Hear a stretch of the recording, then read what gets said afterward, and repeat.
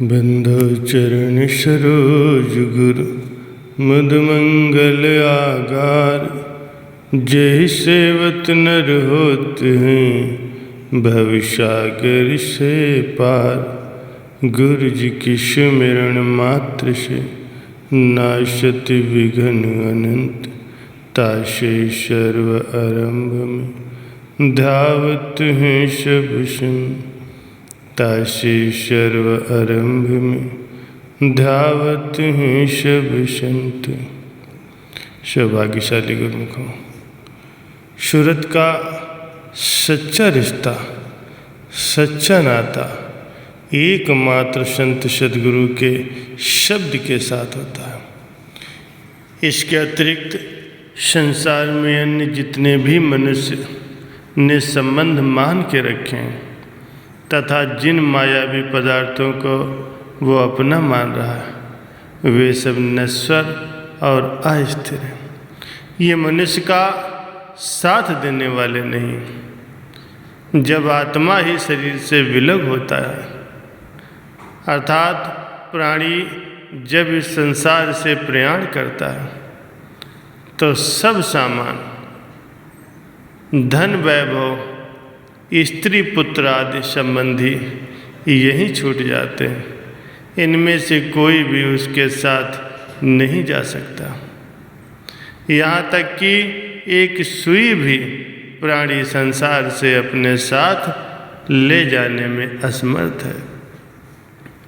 जब जीवन के अंतिम क्षण में प्राणी मरणासन्न हुआ घायल पंछी के समान तड़प रहा होता है, हाथ, पांव, आँखें, कान तथा सभी अंग जवाब दे जाते हैं।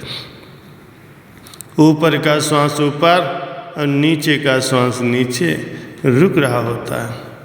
यमदूत मुग्दर लिए सिर पर खड़े दिखाई देते हैं।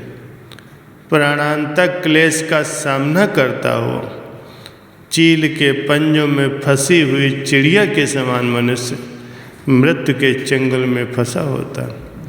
उस दुखद एवं क्लेशपूर्ण अवस्था में सगे संबंधी, प्रियजन तथा सांसारिक संपत्ति आदि इनमें से कोई भी सहारा देने वाला नहीं बनता। शेख सादी साहब जी फरमाते हैं, मित्र उसे मत समझो जो संपन्नता और समृद्धि के समय मित्रता का दम भरे। प्रत्युत सच्चा मित्र तो वो है जो कष्ट क्लेश के घिरे होने पर कठिनाई के समय साथ दे। सच्चा मित्र, सच्चा हितैषी वही है जो अंत तक साथ निभाए। वो तो केवल सद्गुरु का सार शब्द है, महापुरुषों की वाणी है। जा कौ मुश्किल अति बड़े ढोई कोई न देई। लागू होए दुश्मना साक भी भज खले।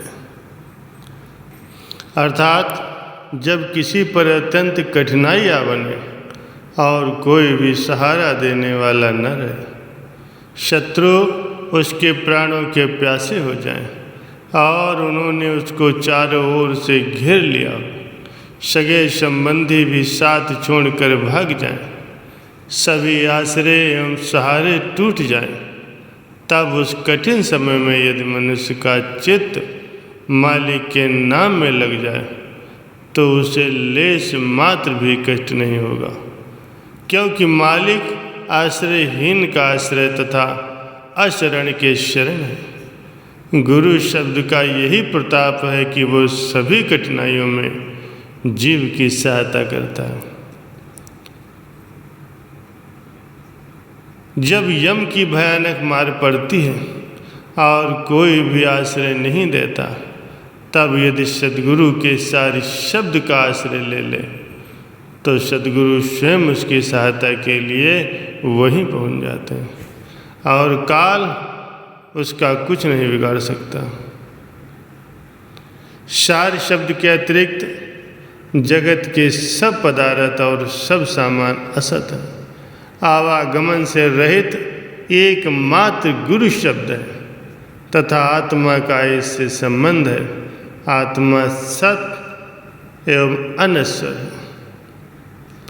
आग में जलती नहीं, तलवार से कटती नहीं, शील में गलती नहीं, तूफान में घटती नहीं। इसका जलना, कटना, गलना, खुश्क होना है मुहाल। ये है साकिन खुद बखुद कायम, मही तो लाजवाल।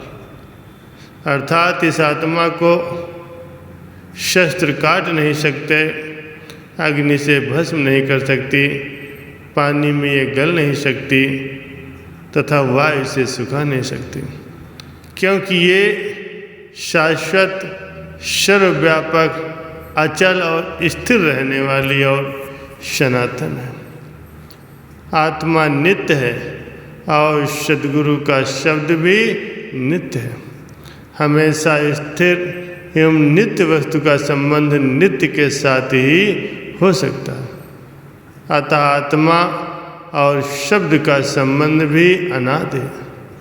सांसारिक पदार्थ नश्वर तथा असत हैं। संतों का कहना है कि इन अनित्य पदार्थों में चित्त अटकाना उचित नहीं है।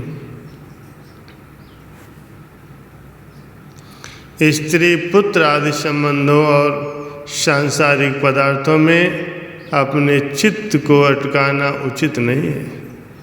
इनके स्थान पर अपना चित्त प्रभु के भजन में लगाना चाहिए। जगत के जिन सगे संबंधियों पर मनुष्य भरोसा करता है वो सब अस्थायी और झूठे होते हैं। धोखे से मनुष्य इसमें फंस जाता है। जब अंतकाल में विषाद छोड़ जाते हैं तब मनुष्य पछताता और रोता है कि मैंने बुरी तरह से धोखा खाया। अर्थात बुद्धिमान ऐसा ही काम क्यों करे जिसके फलस्वरूप अंत में पछताना और लज्जित होना पड़े। सांसारिक संबंधियों, धन संपत्ति तथा मान बढ़ाई की मित्रता कच्ची है। प्रथम तो ये जीवन में ही उसका साथ छोड़ जाएंगे, पर मान लिया कि जीवन काल में ये साथ निभा भी दें तब भी अंत समय तो इनसे बिछुड़ना ही होगा। साथ में ये तो जा नहीं सकते। जब धर्मराज जीव के लेखा जोखा देखेंगे तब सद्गुरु का शब्द और ध्यान ही काम आएगा। सद्गुरु का ध्यान जिसके साथ है उससे यमराज लेखा मांग नहीं सकता, क्योंकि उसका जीवन मरण, शुभ अशुभ कर्मों का फल और सांसारिक व्यवहार जितना भी नियत का विधान है वो सब सद्गुरु की आज्ञा के अनुरूप होता है। जिसने उन महापुरुषों का आश्रय ग्रहण कर लिया तो उसे काल और माया से फिर भय नहीं होता। संतन मुँह को पूंजी सौंपी तो उतरिया मन का धोखा। धर्म राय अब क्या करोगे जब फट गई सगरो लेखा। माया का जितना भी प्रपंच दिखाई देता है ये सब भ्रम और धोखा है। धुएं का पर्वत है। जब तक जीव सुरति को शब्द से मिला नहीं लेता तब तक ये धोखा दूर नहीं हो सकता। घट में शब्द का प्रकाश हुए बिना माया मोह का अंधकार नष्ट नहीं होता। घने अंधकार में यदि प्रकाश की एक किरण भी पहुंच जाए तो अंधकार एक क्षण में ही नष्ट हो जाता है।